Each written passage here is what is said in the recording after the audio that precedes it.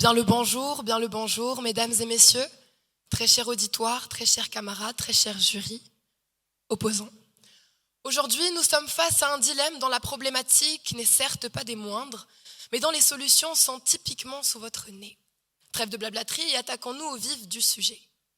La seule solution viable à la crise climatique est un retour à la sobriété plutôt qu'un pari coûteux sur l'innovation technologique. Bon, histoire de nous contextualiser, ouvrons nos dictionnaires et laissant place à l'art de la sémantique et de la lexicologie. La seule est une locution adjectivale. C'est un adjectif accompagné de la locution la. Elle signifie qu'il n'existe aucune autre option viable et efficace. Elle exprime une idée d'exclusivité totale. Viable est un adjectif, c'est ce qui représente les conditions nécessaires pour durer dans le temps.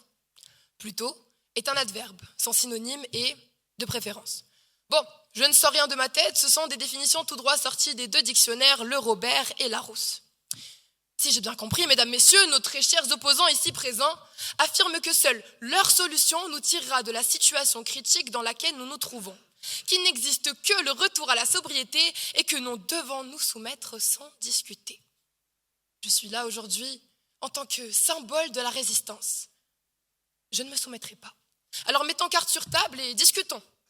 Je commencerai par dire que non seulement le retour à la sobriété n'est pas l'unique solution, mais qu'à l'inverse, il en existe des dizaines, voire des centaines. Revenons à notre sujet et attaquons-nous à celle présentée sur un plateau en or. L'innovation technologique. Innover, créer, imaginer, un pari coûteux, me diriez-vous? Coûteux, peut-être, un pari, de moins en moins. Laissez-moi vous faire rêver les yeux grands ouverts. Imaginez avec moi une technologie capable de capter le CO2 direct dans l'air. Imaginez avec moi une technologie capable de remplacer les carburants fossiles. L'hydrogène vert, zéro émission. Imaginez avec moi des réseaux électriques intelligents capables de stabiliser les nouvelles technologies. Et maintenant, imaginez que toute cette imagination ne soit en réalité que la pure et dure réalité. D'après les rapports du GEC, d'après l'Agence internationale de l'énergie, d'après l'IPCC, d'après l'ADEME et d'après l'IEA, toutes ces idées ne sont pas juste futuristes, elles sont réalistes. Elles ont été étudiées. Et si le prix à payer est élevé, si c'est ce qu'il faut pour protéger notre planète dans les plus brefs délais, car oui, je le rappelle, le captage du CO2 par exemple a déjà commencé. En Islande, le captage du CO2 est inséré dans les roches volcaniques et devient minéral. Il est stocké de façon permanente. Tout comme au Canada, où le captage du CO2 à grande échelle permet de produire un carburant totalement propre à base de rien du tout. Bon. Bref, si le prix à payer est élevé, on accepte le pari. Vous me parlez d'un retour à la sobriété, oui, mais pour combien de temps? L'humain est faible, il finira par céder. Retirez-le de sa zone de confort, il acceptera peut-être quelques années, mais pas pour toujours. Nous, on vous propose un bond vers le futur. Alors non, la seule solution viable à la crise climatique n'est pas juste le retour à la sobriété. L'innovation technologique peut apporter bien plus. Merci.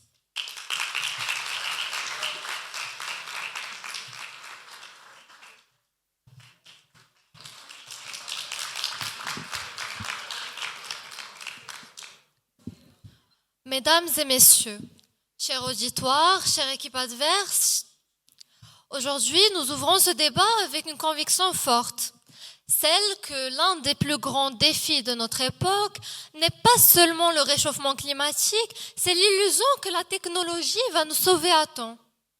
Cette illusion séduisante, rassurante même, nous pousse à croire que demain sera forcément meilleur que ce que nous sommes prêts à faire aujourd'hui. Elle nous dit, ne vous inquiétez pas, les ingénieurs trouveront bien quelque chose. Mais c'est cette illusion, précisément, qui nous empêche d'agir sur ce qui peut réellement changer le monde. Or, le climat ne négocie pas, les lois de la physique ne font pas de cadeaux, et la réalité, elle, ne s'adapte pas à nos fantasmes. Alors, regardons les faits. Depuis des décennies, qu'on nous propose des innovations vertes qui vont régler le problème. Pourtant, malgré des efforts et des progrès réels, les émissions mondiales continuent d'augmenter. Pourquoi? Eh bien, chaque technologie aussi efficace, s'ensuit une augmentation de l'usage. C'est l'effet rebond. Parce que une innovation prend environ des décennies pour être adoptée à grande échelle. Et parce que ces technologies, aussi brillantes soient-elles, ont un coût environnemental, un coût financier, un coût social, un coût énergétique. À l'inverse, la sobriété, elle ne fait pas de promesses irréalistes. Elle ne dépend ni d'une découverte, ni d'un brevet, ni d'une rareté minérale. Elle est accessible, immédiate et surtout, elle fonctionne maintenant. Réduire les trajets inutiles, acheter moins mais mieux, éviter de gaspiller, économiser l'énergie, ce sont des petits gestes simples qui pourront sauver notre vie. Au lieu d'attendre des décennies pour avoir une invention miracle, alors choisir la sobriété, ce n'est pas revenir à la bougie. Ce n'est pas non plus vivre moins. Ce n'est pas renoncer au progrès. C'est vivre mieux, avec moins de gaspillage, moins d'excès, moins de dépendance à des solutions incertaines. C'est organiser nos usages, revoir nos priorités et questionner l'essentiel. C'est reprendre le contrôle au lieu de le déléguer à un futur hypothétique. Alors, mesdames et messieurs, ce choix, il n'est pas seulement environnemental, il est social, économique et éthique. Il permet un effort juste, partagé, réaliste et surtout, il nous donne du temps. Ce temps précieux que la technologie, malgré ses promesses, elle ne nous rendra jamais. Alors, aujourd'hui dans ce débat, nous vous le montrerons clairement. Pourquoi la technologie représente un pari dangereux? Pourquoi la sobriété est réellement la seule solution viable? Et pourquoi, face à une urgence climatique, nous n'avons plus le luxe d'attendre? Parce que protéger notre futur, c'est avant tout changer notre présent. Alors aujourd'hui, je vous demande cette question. À vous, le jury, l'audience, les opposants, mes camarades, n'est-ce pas meilleur de faire part du progrès de notre société, non pas avec des cotisations, des taxes, des impôts, mais avec des simples gestes? Ça nous rendra un sens de responsabilité, une paix intérieure. Merci.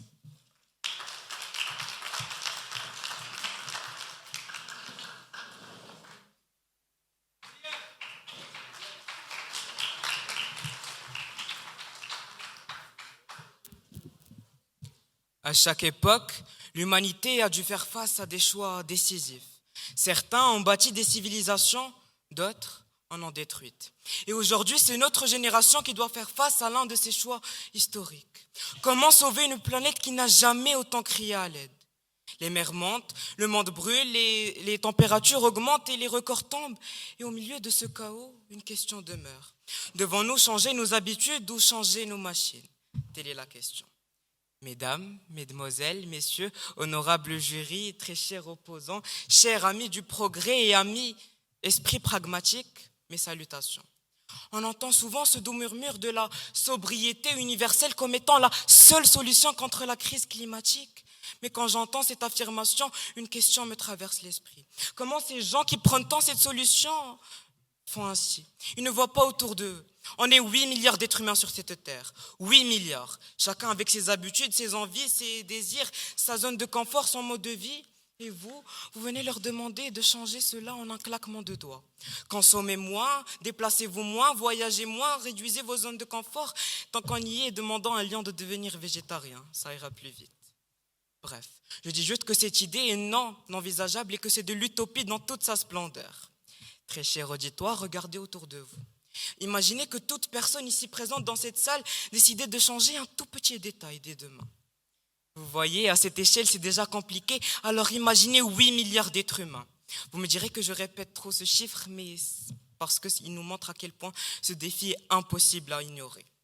Nos opposants ici présents, ces éternels rêveurs, comme j'aime tant les appeler, vous diront « Oui, mais si on fait un petit effort, que si chacun y met du sien, on pourra sauver notre planète. » D'accord, mais à vous, très cher auditoire, vous qui avez un peu plus de bon sens, je vous pose une question très très simple. Avez-vous déjà demandé à votre meilleur ami de se lever très tôt le matin pour aller courir? Alors je vois déjà vos réactions, vos petits regards, et c'est exactement ça. Demander une telle question aussi simple est déjà difficile, alors imaginez cet échec multiplié par 8 milliards. C'est compliqué.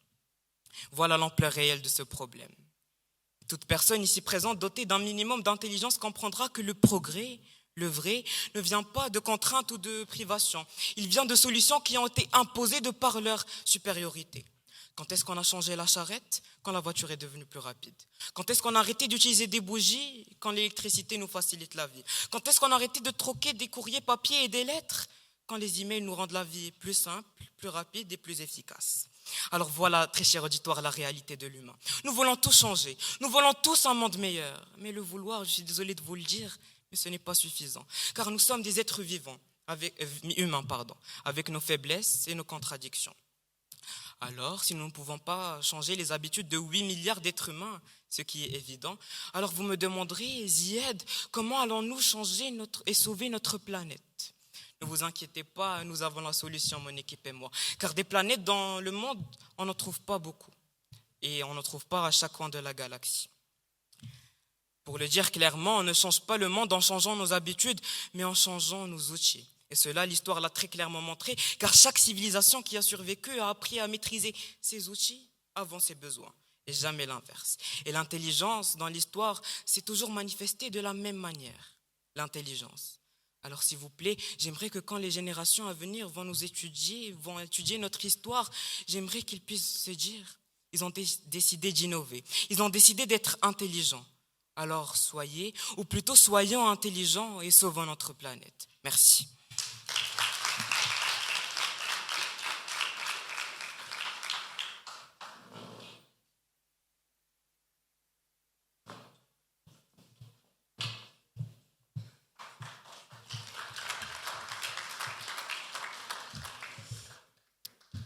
Mesdames et messieurs, chers membres de jury, bonjour. Alors, je viens d'entendre un discours et j'ai essayé de comprendre où est votre logique et sur quelle planète vous vivez exactement. Parce que clairement, ce n'est pas la nôtre. Est-ce que vous croyez vraiment que l'innovation va nous sauver? C'est adorable, très mignon, très scientifique, très optimiste, mais surtout très naïf. Nous, en économie, on apprend les gestions, on apprend les stratégies, les ressources, les limites, les conséquences. On s'entraîne à comprendre comment les choses fonctionnent de vrai. C'est littéralement notre formation. Vous, en sciences maths, vous manipulez des équations, des modèles parfaits, des courbes qui montent et qui descendent. C'est très joli en fait, mais non. La planète ne suit pas vos courbes. Elle suit ses ressources limitées et ses crises qui s'accélèrent. Vous calculez, nous, on anticipe. Vous rêvez, nous, on gère. C'est normal que vous ne sachiez pas comment gérer une crise mondiale ou une situation économique complexe. C'est pas votre domaine, donc c'est pas grave, on vous comprend. Ne vous en faites pas, chacun son expertise. Moi aussi, j'aimerais bien, comme vous, vivre dans un monde de bisounours. Mais malheureusement, je vis dans la réalité.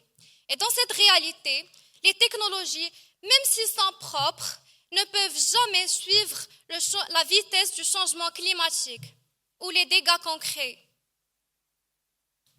Juste pour produire une batterie électrique, il faudra du lithium, du cobalt, du nickel. Tout ça, ce sont des matériaux toxiques qui sont extraits de mines qui détruisent des régions, rasent des forêts et exploitent des populations. Ensuite, les panneaux solaires, les éoliennes. Certes, c'est propre quand ça marche, c'est propre quand ça tourne. Mais la chose qu'on oublie tous est qu'ils sont très polluantes avant même d'exister. Donc voilà, la technologie ou l'innovation, c'est juste déplacer la pollution. Au lieu de la supprimer, au lieu de la régler, c'est déplacer la pollution. Par exemple, prenez les centres de data. ces usines numériques qui alimentent l'IA, le cloud, tout ce que vous voulez. En Europe, des dizaines de milliers de litres d'eau par an juste pour le refroidissement. Et aux États-Unis, Google a déclaré utiliser 23 milliards de litres d'eau par an juste pour le refroidissement aussi. Et en Irlande, certains centres utilisent tellement d'électricité qu'ils menacent la stabilité du réseau national. Est-ce que vous voyez? Est-ce que vous êtes conscient que nous vivons dans une crise? Très peu d'eau, très peu de ressources. Et pourtant, vous voulez toujours en construire plus. Bref, l'équipe adverse voit le monde comme un exercice de maths. Si on augmente X, Y va apparaître toute seule.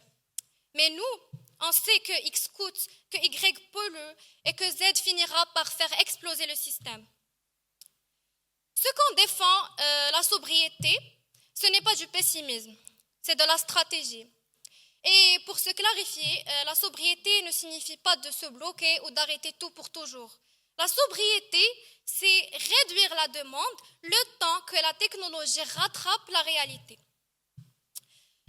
En plus, dire que limiter ou diminuer la consommation, c'est impossible.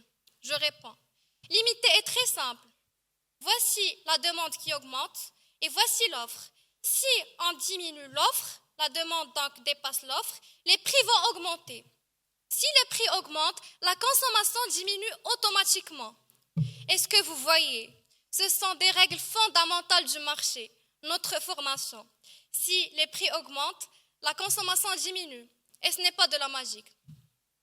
Et soyons honnêtes, chère équipe adverse, on sait tous que vous savez très bien, au fond de vous, que notre position reste la plus réaliste. Mais malheureusement, vous ne pouvez pas l'admettre. Et vous vous dites qu'on vous propose de vivre dans une grotte. C'est normal parce que la réalité dérange toujours ceux qui préfèrent l'illusion. Merci.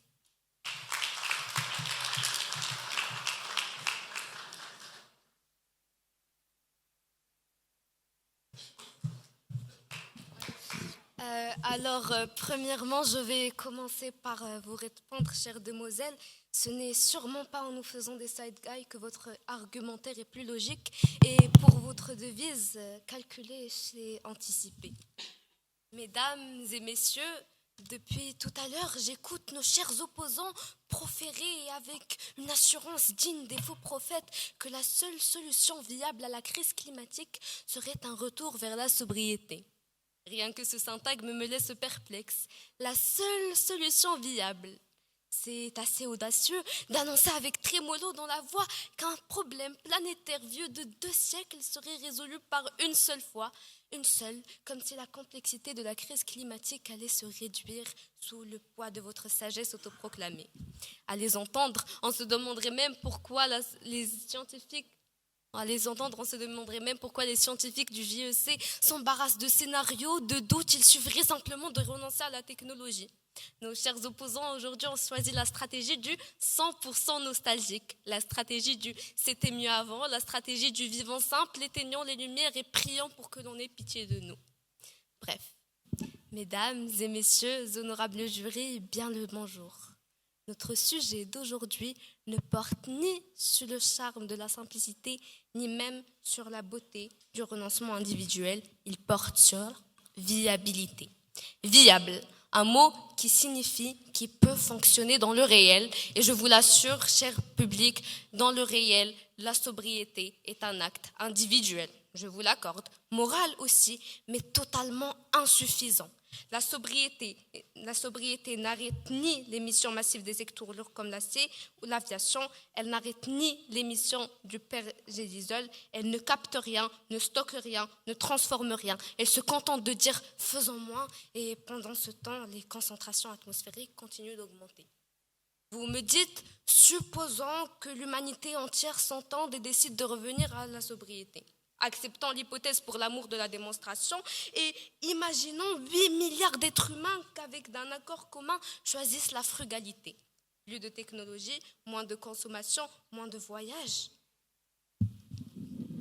l'image parfaite. Et ensuite, il n'en adviendra rien. Pourquoi ? Parce que la sobriété, même parfaite, n'atteint pas les piliers qui font tenir le monde. La sobriété parle à l'individu, elle ne parle pas au four industriel. La sobriété ne touche en aucun cas les 3 bêtes noires du carbone, c'est-à-dire l'acier, le ciment et l'agriculture. Que vous soyez sobre ou dissolu, l'hôpital aura besoin d'acier. Que vous viviez en ermite ou en prince, les logements auront besoin de ciment pour être construits. Que vous mangiez peu ou beaucoup, 8 milliards d'êtres humains devront être nourris. Pardonnez-moi, mais l'histoire entière de notre humanité plaide contre ce scénario. Et je vous vois venir, vous allez m'opposer que la sobriété a le mérite d'être immédiate, que c'est justement parce qu'elle est simple qu'elle sera efficace. Mais justement, comme vous aimez tant parler, le temps n'est ni simple ni efficace. Pensez-y, changez une pratique sociale, la mobilité quotidienne, la consommation, la production alimentaire, cela prend des décennies. La sobriété se traîne au rythme des prises de conscience et c'est précisément pour cela que la technologie devient non pas un pari mais une obligation. Elle est la seule capable de comprimer le temps, de réagir à la vitesse du réel et de défier les inerties qui écrasent les bonnes attentions. S'il vous plaît, écoutez-moi, je suis en train de débattre. La sobriété promet la lenteur morale, la technologie impose la vitesse vitale, le dérèglement climatique augmente et on nous propose la sobriété comme solution. Alors voilà, j'ai fait le tour d'une manière brève et concise et j'attendrai de votre part, chers opposants, un peu plus d'attention car on dit qu'il en faut beaucoup pour se lever et parler, mais décidément il en faut beaucoup plus pour s'asseoir et écouter et en voilà la preuve. Merci beaucoup.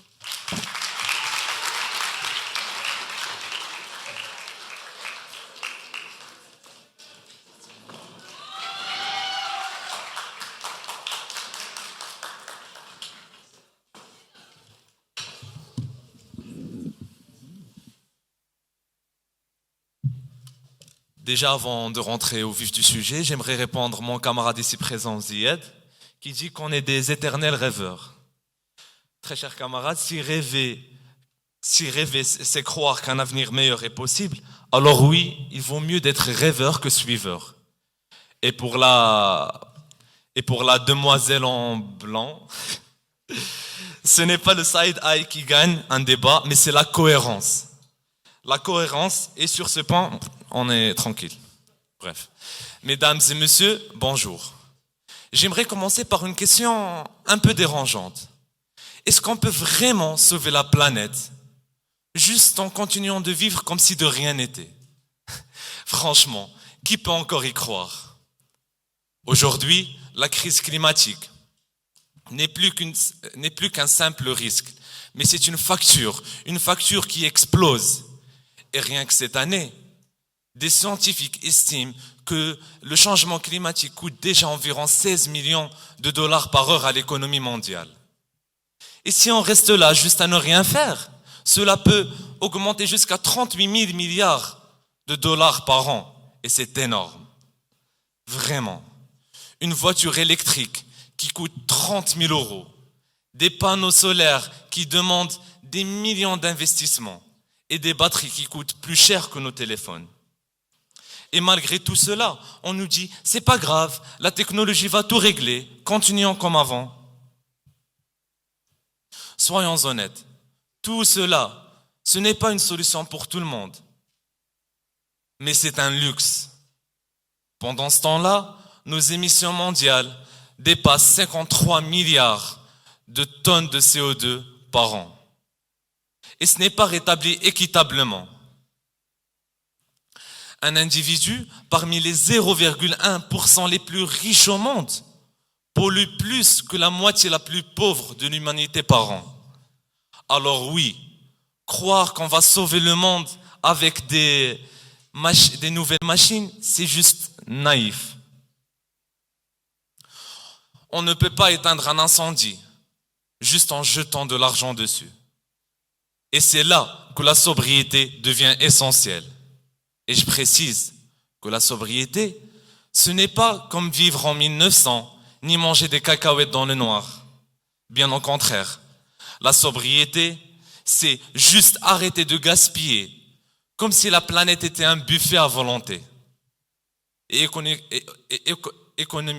économiquement, c'est du pur bon sens, qui dit moins d'énergie consommée dit moins de factures. Qui dit moins de gaspillage dit plus d'économie. Qui dit moins de dépendance aux ressources chères dit plus de stabilité. La sobriété, c'est tout simplement l'arme la plus efficace et la moins chère. Et surtout, il fonctionne maintenant et non pas dans 10 ans. Parce que croire qu'une technologie miraculeuse va sauver notre monde, c'est comme attendre à plombier alors que l'eau arrive déjà à tes genoux. Et la vraie question est, qui va vraiment payer les dégâts?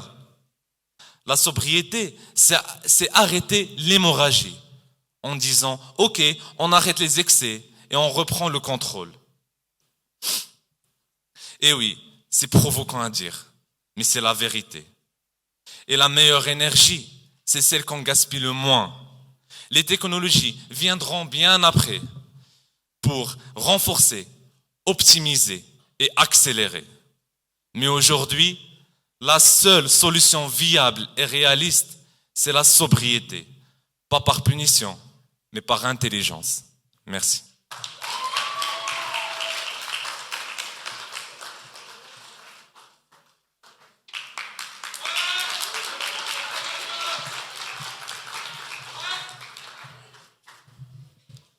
Vous parlez de sobriété sans argumenter. Consommons moins et ça marchera. Mais on vous demande comment, c'est le sujet. Je ne me souviens pas avoir vu de relation de cause à effet dans votre texte, malheureusement. Et vous, bravo. Cohérence, débat, vous avez compris le principe. Expliquez-le à votre camarade. Et l'innovation technologique, c'est notre rêve aussi. Innover, ce n'est pas suivre. Et nous ne parlons pas de technologie qui pollue. Nous parlons de technologie qui ne pollue pas. Au grand débat, les grands sujets. Mesdames et messieurs, bonjour. En cette belle journée, nous allons malheureusement parler d'une chose très triste, dans laquelle l'humain a fait preuve de traîtrise. L'homme nous a vendu un rêve, nous voici dans son cauchemar. Et vous ne le voyez pas, c'est totalement normal. Car derrière votre achat naïf sur Shein, même si je sais que ce t-shirt était incroyable et que vous ne pensiez qu'à lui tous les jours avant son arrivée, certains pourraient même en témoigner, vous venez de contribuer à 26 millions de tonnes de CO2 émis dans la nature annuellement. Tout ça parce que vous avez aimé un t-shirt sur Internet, que vous porterez en plus en moyenne 7 fois dans votre vie. Et il n'y a pas que cela. Vous tirez la chasse, impact climatique. Vous tirez la chasse, impact climatique. Vous mangez, vous buvez dans votre vie, impact climatique. La majorité d'entre vous a pris la voiture pour venir ici, qu'elle soit électrique, machine à l'arrière, dans les côtés, en bas, en haut, impact climatique. Vous avez allumé votre téléphone aujourd'hui, impact climatique. Vous avez déposé 10 dirhams sur votre compte bancaire, impact climatique. Pour autant, vais-je vous demander de jeter tous vos téléphones à la poubelle, de ne plus vous déplacer en voiture, d'arrêter de tirer la chasse? Mes opposants aiment bien la sobriété, peut-être que ça ne leur causerait aucun problème. La vérité, mesdames et messieurs, c'est que personne, absolument personne n'est prêt à un retour vers la sobriété et que cette position est clairement utopiste et hypothétique. Ils n'ont qu'un rêve. Nous avons des données, des chiffres, des prévisions, un pari maximisé et un rêve. Détrompez-vous. Lorsque je parle d'innovation technologique, je ne parle pas de robots futuristes qui captent le CO2 émis par vos douches de 2 heures en chantant Damso musique à fond de manière instantanée. Je parle de technologie que, même moi, je peinerai à comprendre. Exemple, nous savons tous que les choses tombent avec la gravité. Mais connaissons-nous le processus fonctionnel de la gravité? Évidemment que non. Si je pouvais, je serais spécialiste dans tous les domaines. C'est pour ça qu'il y a des spécialistes partout. Et vous ne pouvez pas, vous n'avez pas le droit de venir et d'oser dire à un scientifique écologiste qui n'a fait que cela dans sa vie, gardez vos machines, on va faire avec la sobriété. Tout ça car vous en avez peur. Je ne ferai pas la blague des économistes, mais votre raisonnement est sûrement dû à un manque de recherche scientifique. Outre ce cheminement de pensée qui me déconcerte, pourquoi avoir mis en place des dispositifs face à la crise climatique? Au lieu des panneaux solaires, autant ne pas produire d'énergie si la sobriété était plus viable. Notre pauvre petit panneau solaire. Laissez-moi vous raconter son histoire. On va l'appeler Pépé. Né en 1953 de deux papas, il n'était pas destiné à être popularisé. La vérité, il n'était destiné qu'à l'élite. Le coût d'un watt, un seul watt dépassait les $1000. Pour vous donner une ordre de grandeur, levez vos mains. Allez-y, levez vos mains. Cette action vient de vous coûter 20 watts. Donc si vous aviez été un panneau solaire en 1953, vous auriez gagné $20 000 en quoi? 3 secondes. Seuls les domaines de l'armée, de la recherche et de l'espace pouvaient s'en procurer. C'était une innovation technologique risquée, coûteuse, mais aujourd'hui, le coût d'un watt solaire peut aller jusqu'à 20 centimes. Je viens de montrer, concrètement et sans aucune once de manipulation, que vous avez tort, que les grands changements ne sont les conséquences que des grandes actions. Donc, non, on ne va pas arrêter de prendre des douches de 2 heures, mais on fera les deux, concilier liberté et planète. Vous ne parviendrez à rien à un coup de campagne de sensibilisation pour une planète verte. Vos résultats, évidemment mauvais, ne seront palpables que si vous mettez des restrictions, ce qui est contraire à tous les principes au monde. Donc, non, je ne vais pas jeter mon téléphone car je ne suis pas assez conscient. Et vous non plus, chers opposants, vous n'allez pas jeter vos téléphones. Vous n'êtes que le reflet de ce que j'appelle trop parler pour ne rien faire. C'est littéralement votre position. Ne rien faire et attendre un miracle. Nous, on vous propose de provoquer ce miracle, car au bout de chaque arc-en-ciel se cache un lutin avec son trésor. Merci.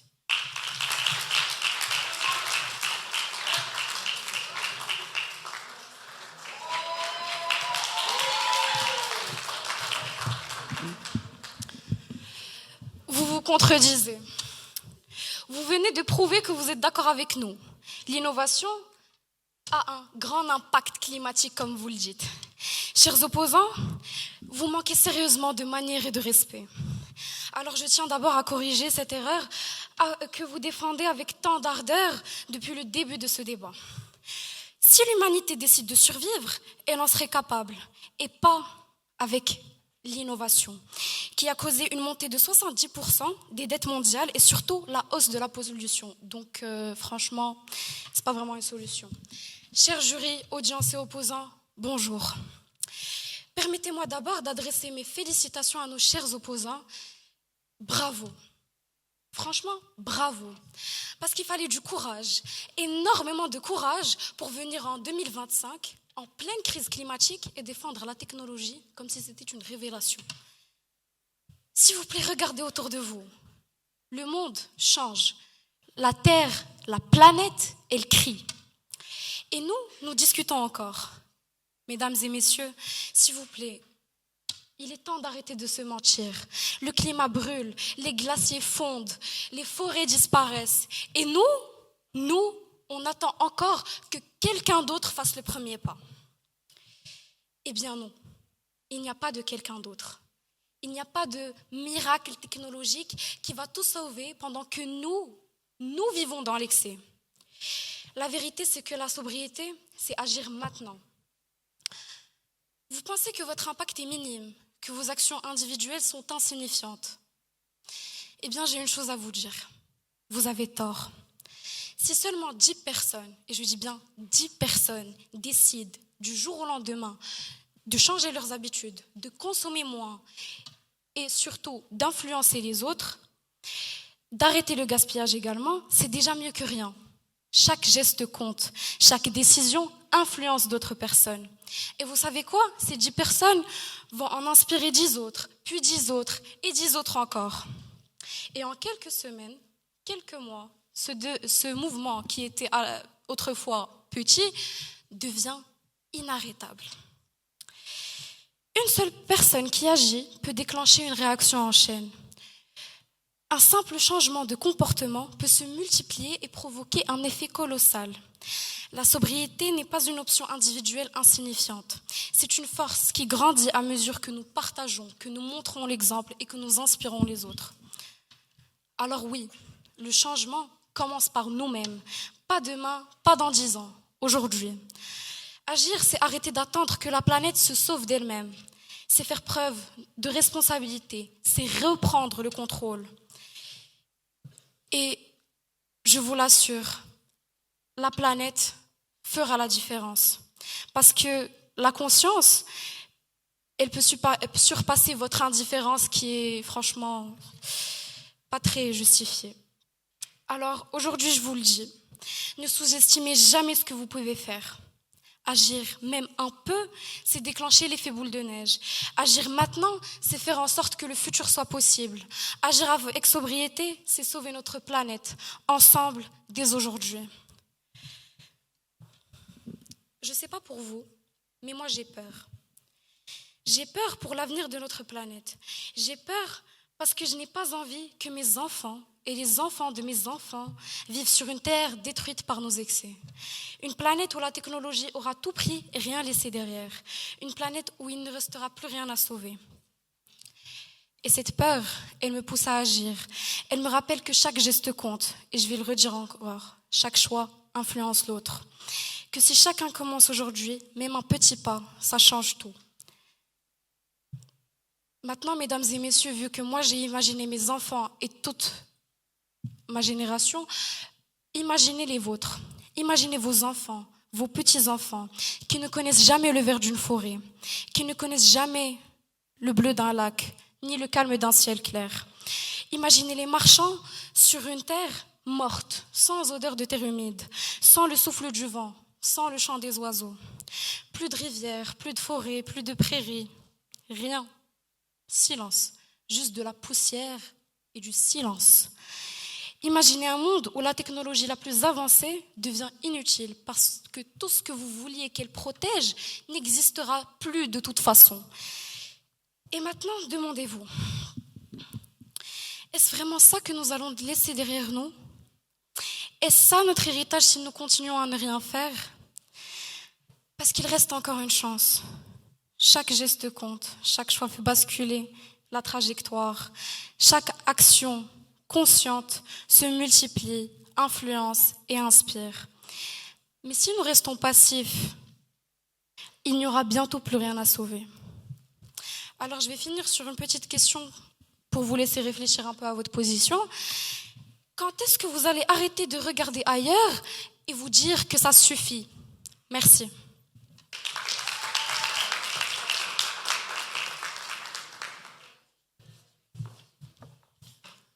Bon, mademoiselle Sabrina, vous confondez. C'est la technologie actuelle qui a un impact. Mais en ce qui concerne l'innovation technologique, elle, on ne sait pas encore. Bon, le retour à la sobriété. Le retour à la sobriété, le retour à la sobriété. La seule solution viable à la crise climatique est un retour à la sobriété. L'innovation technologique est une abomination et plus que ça, c'est une idée irréaliste. N'est-ce pas, mes très chers opposants? C'est ce que vous pensez. Moi, je vais vous prouver pourquoi votre retour à la sobriété est plus irréaliste que le pari coûteux sur l'innovation technologique. Bon, excusez mon blabla répétitif, mais j'aime tout définir. Alors, qu'est-ce que l'irréalisme? L'irréalisme ou une approche irréaliste, c'est aborder des sujets ou des idées de manière impraticable ou visionnaire. Pourquoi je dis visionnaire? Parce que ces jeunes gens ici présents s'imaginent que demain, lorsqu'ils annonceront à la population « Bon, nous allons procéder à un retour à la sobriété. Je demande aux 8,2 milliards d'êtres humains de commencer le covoiturage, de prendre le train au lieu de l'avion, de demander aux influenceurs de ne pas changer de téléphone chaque 2 semaines, de réduire les emballages, de recycler au lieu de tout jeter. » Et qu'ils répondront tous en chœur « Amen, vous êtes la voix de la raison. » Vous êtes irréaliste. Les seules personnes qui vous suivront seront probablement des écologistes. Tout le reste, et je peux vous assurer que c'est la très grande majorité, ils ne prendront même pas la peine d'écouter ce que vous dites. Est-ce que vous vous rendez compte de ce que vous leur demandez? Vous leur demandez de mettre de côté ce qui représente à leurs yeux le confort. Alors bon, comme l'a dit ma très chère camarade tout à l'heure, c'est bien beau de croire que le monde est tout beau, tout rose et plein de bisounours. Mais désolé de vous contredire, ce n'est pas le cas. Alors, personnellement, je ne vois pas l'utilité de présenter une solution utopique alors qu'on ne vit pas dans une utopie. Bien. Nous, en revanche, vous avez de la chance, on a pris le temps de considérer la question. On ne demande à personne de bouger le moindre petit doigt. Et à l'inverse, on demande aux esprits ingénieux d'innover. On ne réduit la liberté de personne, mais à l'inverse, on l'élargit. Alors dites-moi maintenant, qu'est-ce qui représente vraiment la seule solution viable à la crise climatique? Sachez que dans un autre monde, où la volonté de l'humain à vouloir changer les choses surpasse la volonté de l'humain à vouloir rester dans sa zone de confort, j'aurais peut-être remis ma position en question. Je me serais dit, peut-être que mes opposants sont mes alliés. Mais dans le monde actuel, non seulement vous êtes mes opposants, mais en plus vous êtes complètement dissociés de la réalité. Vous lisez entre les lignes, vous sautez des données qui sont nécessaires à la résolution de l'équation. Alors, pour conclure, j'aurais un seul conseil à vous donner. Relire l'énoncé, inspirer un grand coup, fermer les yeux et admettre que non, la seule solution viable à la crise climatique n'est pas le retour à la sobriété, mais que l'innovation technologique pourra nous présenter bien plus que ça. Merci.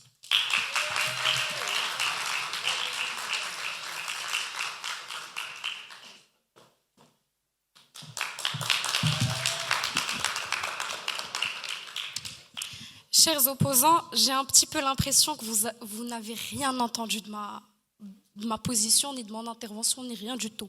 Vous êtes juste tellement concentrés sur vous-même que vous écoutez même pas les autres parler. On ne reste pas dans notre confort. Au contraire, on veut essayer, et je dis bien essayer, de priver les gens de leur confort, leur mobilité, leur transport, leur travail, et j'en passe, en restant sobre. Donc non, ce n'est pas du confort comme vous venez de le dire, on ne reste absolument pas dans notre confort. Chers Zied, remplacez les lettres par des emails, remplacez les bougies par l'électricité. Vous ne défendez donc pas une cause pour sauver notre environnement, notre chère planète, vous défendez votre confort. Pour répondre à Mamoun, on n'a pas besoin de tonnes de recherches, de scientifiques et de statistiques pour voir l'effet négatif que vos inventions miracles ont sur notre environnement.